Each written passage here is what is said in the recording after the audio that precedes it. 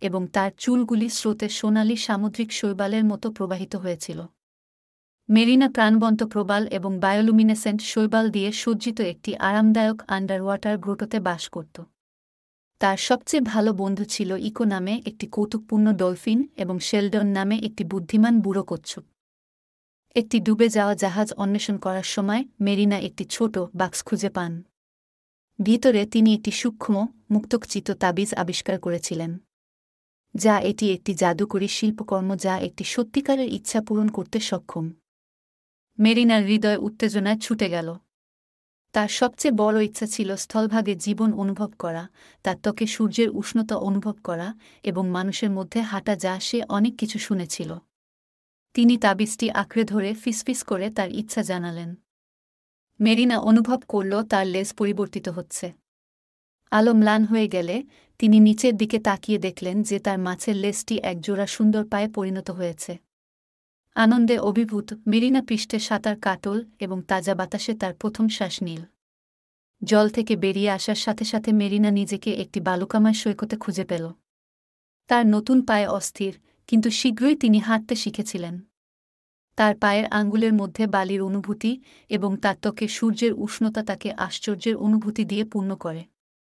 তিনি থমাস নামে একজন সহৃদয় মৎস্যজীবীর সাথে দেখা করেছিলেন, যিনি তার বিভ্রান্তি লক্ষ্য করেছিলেন এবং সাহায্য করার প্রস্তাব দিয়েছিলেন। তিনি তাকে মানবজগত সম্পর্কে শিখিয়েছিলেন, তার আসল পরিচয় গোপন রেখে কিভাবে মানুষের মধ্যে থাকতে হয় তা দেখিয়েছিলেন। টমাস এবং মেরিনা দ্রুত ঘনিষ্ঠ বন্ধু হয়ে ওঠে এবং তিনি নিজেকে মানব জগতের সাথে এবং টমাসের প্রেমে পড়েছিলেন। তিনি জমিতে জীবনের সহজ আনন্দগুলি লালন করেছিলেন, বৃষ্টিতে নাচ, পায়ের নিচে ঘাস অনুভব করা এবং পাখির গান শোনা। মেরিনা সমুদ্রে তার বন্ধুদের ভুলে যায়নি। তিনি প্রায়ই ইকো এবং শেলডনের সাথে দেখা করতেন, যারা তাকে এত খুশি দেখে রোমাঞ্চিত হয়েছিল। তবুও মেরিনার হৃদয়ে তার দুই জগতের মধ্যে ছিঁড়ে গিয়েছিল। তিনি সমুদ্র এবং এর রহস্যগুলিকে ভালোবাসতেন।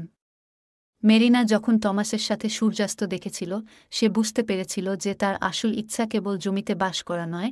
তিনি টমাসের কাছে আত্মবিশ্বাসী ছিলেন, যিনি পরামর্শ দিয়েছিলেন যে তারা তার শক্তিশালী জাদুর জন্য পরিচিত কিংবদন্তি সামুদ্রিক জাদুকরী খোঁজার পরামর্শ দিয়েছে। তারা সমুদ্রের জাদুকরী খুঁজে বের করার জন্য যাত্রা শুরু করে। অনেক দিন খোঁজাখুঁজির পর অবশেষে তারা একটি নির্জন গুহায় তার কোমর খুঁজে পায়। সামুদ্রিক জাদুকরী মেরিনার গল্প শুনেছিল এবং তার হৃদয়ের আন্তরিকতায় অনুপ্রাণিত হয়ে সাহায্য করতে রাজি হয়েছিল। তার হাতের ঢেউ দিয়ে সামুদ্রিক জাদুকরী একটি মন্ত্র ফেলেছিল, যা মেরিনাকে তার মানব রূপ এবং তার মাছের আকারের মধ্যে পরিবর্তন করার ক্ষমতা দেয়। মেরিনা এখন স্থল এবং সমুদ্রের মধ্যে ব্যবধান পূরণ করে উভয় জগতেই থাকতে পারে। তার সীমাহীন। তিনি সমুদ্রের জাদুকরীকে ধন্যবাদ জানিয়ে টমাসের সাথে সৈকতে ফিরে আসেন। সেই দিন থেকে তিনি সৌহার্দ্যপূর্ণ জীবনযাপন করেন, থমাসের সাথে জমিতে তার দিনগুলি কাটিয়েছিলেন এবং তার রাতগুলি ইকো এবং শেলডনের সাথে পান্না সাগরের গভীরতা অন্বেষণ করতেন। মেরিনার হৃদয় অবশেষে শান্তিতে ছিল, কারণ সে তার গভীরতম ইচ্ছা পূরণ করার এবং সত্যিকারের পরিপূর্ণ জীবনযাপন করার একটি উপায় খুঁজে পেয়েছিল। তিনি দুই বিশ্বের মধ্যে ঐক্যের প্রতীক হয়ে উঠেছিলেন, দেখিয়েন যে প্রেম এবং স্বপ্ন যে কোনো বিভাজন সেতু করতে পারে। ছিলেন